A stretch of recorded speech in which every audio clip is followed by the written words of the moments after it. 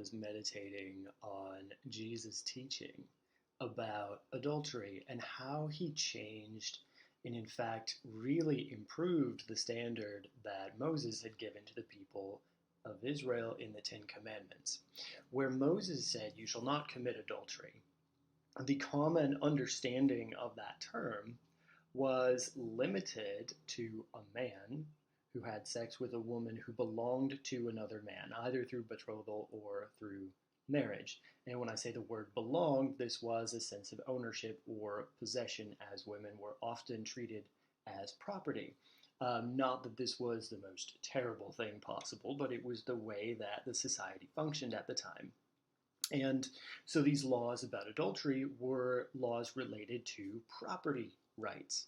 In other words, a husband who had bought a woman from her father to be his wife would expect to have exclusive access to her reproductive potential. That's basically what he was purchasing. He was purchasing someone to be able to have kids with. Now, if you did that and somehow found out that maybe the child was not yours because this person who you had agreed with to raise your kids was now carrying the child of someone else, this was a violation of the contract, which we now think of as a covenant. I don't think, at least I never see it referred to as a covenant back in those days throughout the Old Testament, but I do see this concept of a covenant coming into our current Christian conversations about marriage. So there was a violation that took place, and that was what it meant to commit adultery. And so this is the topic for today. I want to explore it just a little bit, pointing out a couple of things. And the reason for this is that I've been working through the section of my book on adultery. And there's a lot of really interesting things in there because I'm trying to wrestle with the distinction between the Old Testament culture, where you get our initial understanding of what adultery looks like, the New Testament culture, where these people who have a Hebrew background, let's talk about Jesus and Paul in particular, are using this phrase adultery, but they're also expanding the way that we understand it. And then we move all the way to today, where most of us don't even recognize that there is a big distinction between adultery and sexual immorality. But when the Bible uses the term adultery, it's referring to something very specific. And if we don't seek to understand that meaning, we're going to miss out on some of what the authors are trying to say. So I'm going to type that word in here into our Bible search engine today and make myself a little smaller here in the corner. And move up here. Hi. So we have this loading, and just a quick overview. It looks like the English Standard Version includes this word 35 times. And here's the first time we have it show up is in the book of Exodus.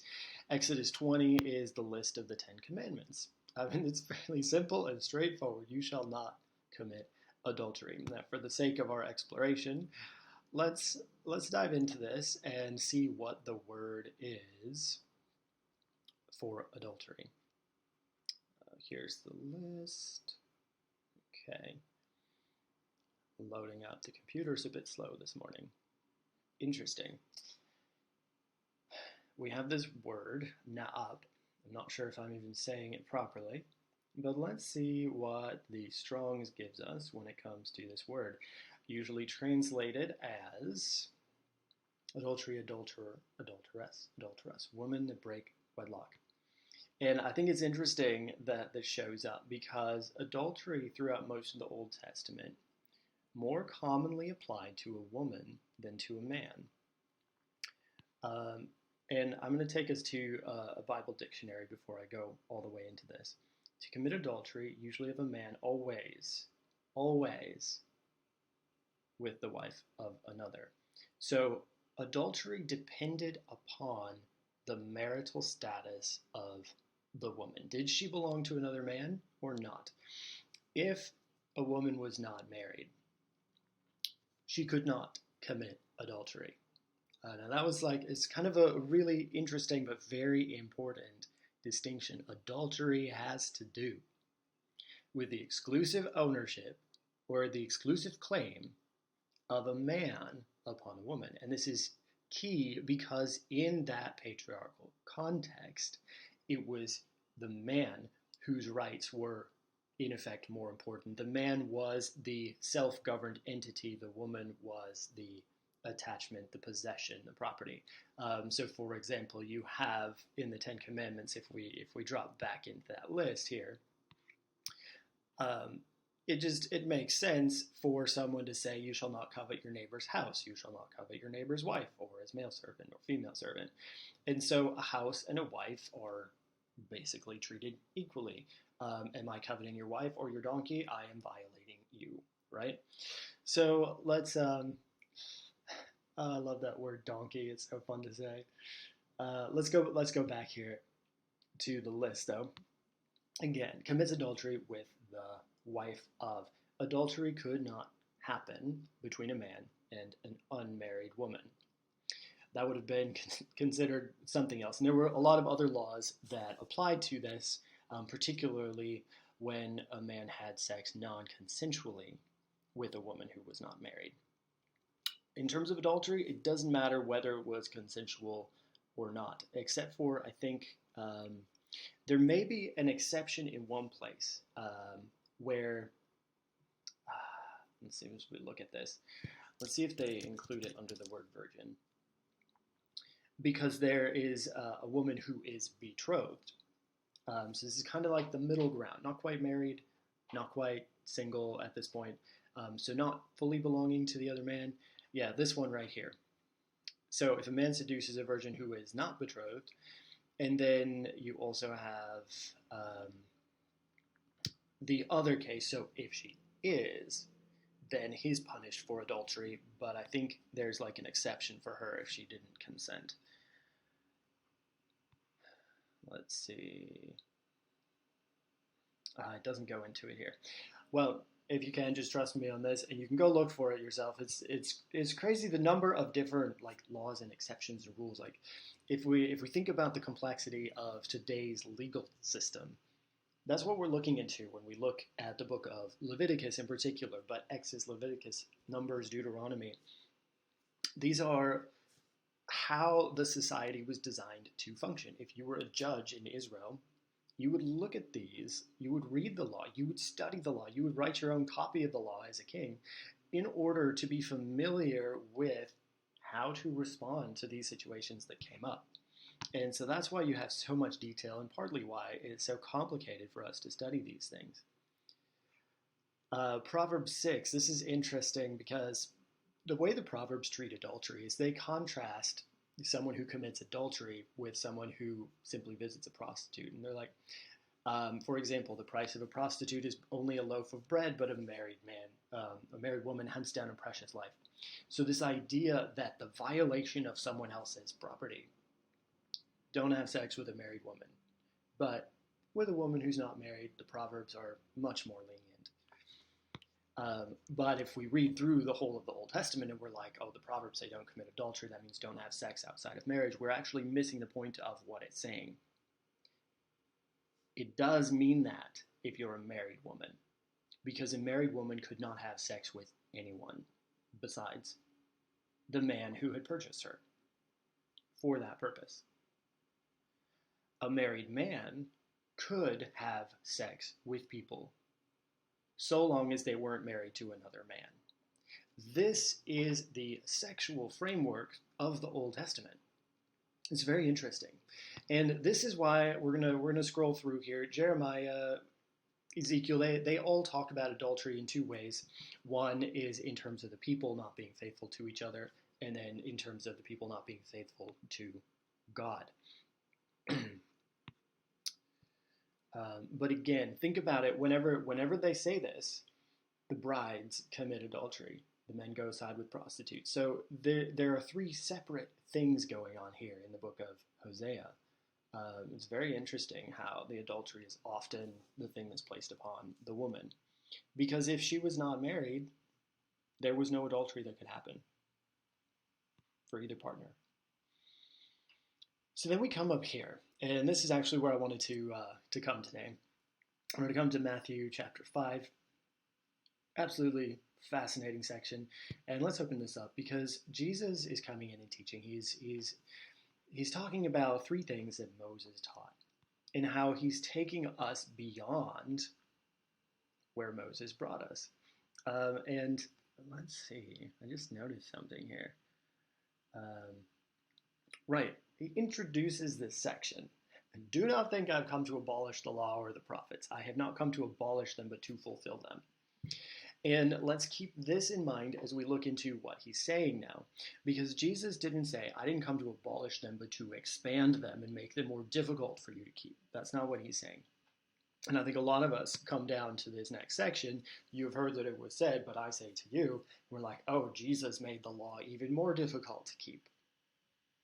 No, there's something we have yet to understand, because he said, I did not come to destroy it, but to fulfill it. And I will talk more in another video about what he means by fulfilling it and how that influences us. But first, let's just take a look and stay focused today on this concept of adultery. There's three sections that Jesus basically says here, you've heard this, but I'm telling you this. Unless your righteousness exceeds that of the scribes and Pharisees, you will never enter the kingdom of heaven. This is really an interesting introduction to this section. So, you shall not murder. Sitting right next to you, you shall not commit adultery there in the Old Testament. But Jesus says, whoever is angry will be liable to judgment. Whoever insults will be liable to the council. So what he is saying here, and if you're interested, I just heard this verse beautifully taught by one of my pastors back in Minnesota, and just absolutely incredible. I can definitely drop that link into the description because I think it's worth seeing the heart of what Jesus is talking about here. Because here's the explanation of what this means. Is basically he's coming back to the first and greatest commandment: you shall love your neighbor as yourself. And so basically, you shall love the Lord your God and love your neighbor as yourself is the same thing. Because we cannot love God and hate our neighbor. This is, I'm now plagiarizing, but this is again what 1 John tells us, is that our love for our neighbor is also our love for God. We cannot love one and hate the other at the same time. These two are the same thing. So don't be coming to offer your gift at the altar while having a broken relationship with your brother. Right? You cannot have a relationship of love, which is oneness, connection, unity with God, while at the same time not having that with your brother. It's crazy. But what Jesus is doing here is he's drawing our attention towards something. He's saying it's not about this or that. Murder is something that you can see, right? You know when death has come. That is a very measurable thing. Anger, on the other hand, a break in relationship, that's not so easily measurable. That is something that happens on the inside. And so Jesus is saying it's not just about the actions, it's about the root of these actions. It's about the heart. It's like, are you loving God? Are you loving others? And this is the direction that we're going here with this. When we get to Matthew 5:27, you've heard that it was said, you shall not commit adultery. Now, this is fascinating to me, and what I was thinking about today that I wanted to share is that Jesus is likely talking to men, because at least in the phrasing of this, right? Everyone who looks at a woman with lustful intent has already committed adultery with her in his heart. So where in the Old Testament the determination of adultery had to do with the marital status of a woman, this verse says nothing about that. Now, I'm curious because there are sometimes different terms for woman, often meaning one who had been married versus an unmarried woman. And it'd be interesting to know if there was a distinction, gynekai And we recognize this gynecology kind of comes from a similar root, it looks like. And let's see what this is usually translated as. Okay, feminine now, women or wife. Now, this is interesting because it had two uses, right? Which one? That's going to be, again, hard to say. We have to determine from context, and oftentimes you have your biblical writers meaning both of them at the same time. So, it could mean a woman of any age, whether virgin or married or widow, or it could mean a wife or a betrothed woman. But the base is this, the root of it is by implication a wife. So, we can read this in two different ways. And why is it that sometimes the Bible translators translate it as women as opposed to wives? Again, that's something that's probably worth looking into further and seeing if that is our English imposition or if this was used more consistently to really mean something, because the implication of this word is wife, and wife was one who belonged to a man. And this is how we know adultery happened in the Old Testament, is the woman belonged to another man. In this case, we don't have anything that is telling us specifically that this is a married woman.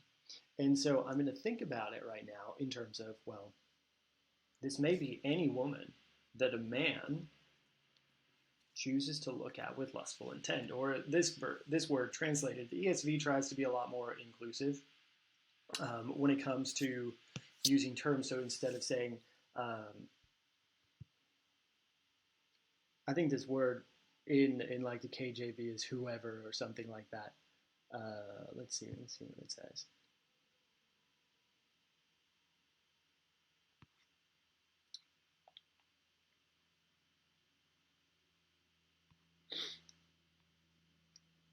Mm-hmm. Whosoever looketh on a woman to lust. So I do some teaching about this elsewhere, because this verse is one that a lot of people who struggle with pornography really have a hard time with. And I actually opened one of the chapters of my book by talking about how difficult it was for me to have this verse, because I thought that lust meant, or looking at a woman with lustful intent meant looking at a woman generally. I also, like a lot of people use this, we're like, if you see someone without enough clothes on, that must be looking with lustful intent. But you see how Jesus is not saying it's about the status of the woman anymore. Jesus is actually switching how we think about this to say that it is the intention of the man that creates the adultery. And that's really what I wanted to make this video about, to come to this point and say, Jesus is saying it's not about how many clothes she has on. It's not about her marital status anymore.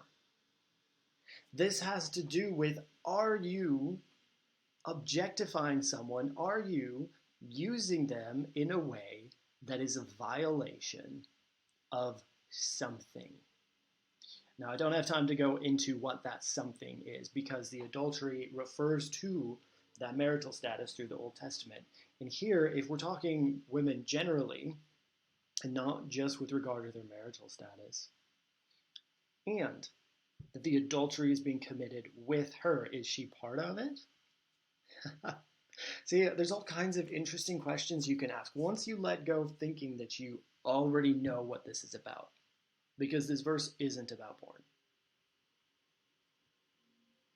This verse isn't about experiencing sexual desire. If you look at some of the teaching I've done on lust, what does that word actually mean? Because at one point, Jesus uses that word and said he was doing it. Or that's problematic if we think of lust as being sexual desire. So it doesn't have to do with sexual desire. It doesn't have to do with seeing someone. It doesn't have to do with what the other person is wearing. It has to do with having an intent to lust, to crave, to desire. This is something that is not good for a person to experience. And in this case, even though he may never touch this person with anything other than their eyes and intention, the adultery has happened in the heart, and it is from the heart that impurity comes. This is where God is focused. And I'm going to borrow a proof text from 1 Samuel. Is like, man looks on the outward appearance. What happened? Did they have sex or not? Then that determines what there was adultery. But the Lord looks on the heart. Where was the heart? Was this person looking at a woman with loving intent? Which, as we learned from the previous section, this is what Jesus is calling us toward, this fulfillment of the law. And let's just scroll down, because it's absolutely fascinating here. Is it? I don't know if it's here or it's a little further. Somewhere he says, "For love is the fulfillment of the law." I can't even remember where this was. Let me go back to. Let's go back to the list. I noticed it earlier when I was coming through, asking this question. Let me see if this pulls up everything for me. Because the whole point of this passage is to draw us toward, right, again, here's Jesus teaching. Out of the heart come all these things. Adultery comes out of the heart. And guess what? Porneia also comes out of the heart. Murder also comes out of the heart. The heart is where the issue is. Moses is all focused on the actions, what you do or don't do. Jesus is saying, no, it's not about that. We're looking at the heart. So here's our 528, which is overlooking, and we get to 532, this conversation about adultery, another fascinating exploration to look at in the connection with divorce. From out of the heart come these things. And then, where do we see this? Yeah. Okay, so it's actually Paul's writing that I was thinking of. Romans 13. Let's go here for just a minute, and we'll wrap up here.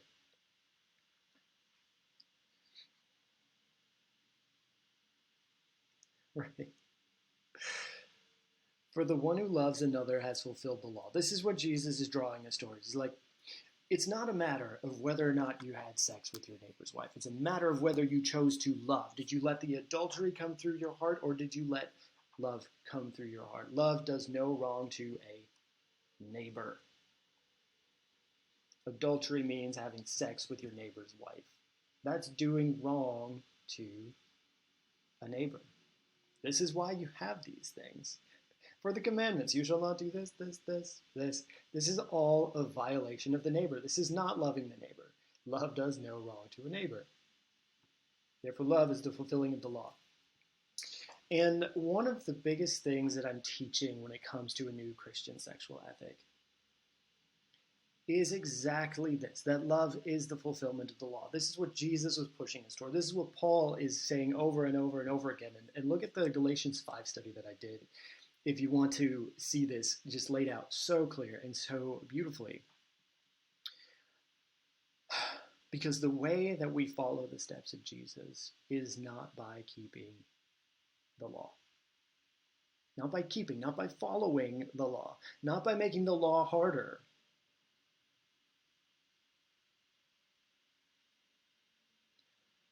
It's by fulfilling the law. And how do we do that? You kind of have the answer right here on the screen. I'm just going to leave it there because I am fascinated by it. I think it's just the most beautiful thing. I think this is the distinction of the Christian message between the Old Testament and the New Testament. I think this is what Jesus came to teach us. I think this is the motivation behind what I teach, because if we're able to understand this, we get to live in love and freedom. And that is so beautiful. And now I'm just saying the word freedom. I want to drop into the book of Romans and explore that further. But enough for now. Let me know if you have any questions. Add some of your thoughts here in the comments. I'd love to hear from you. and I'll see you next time.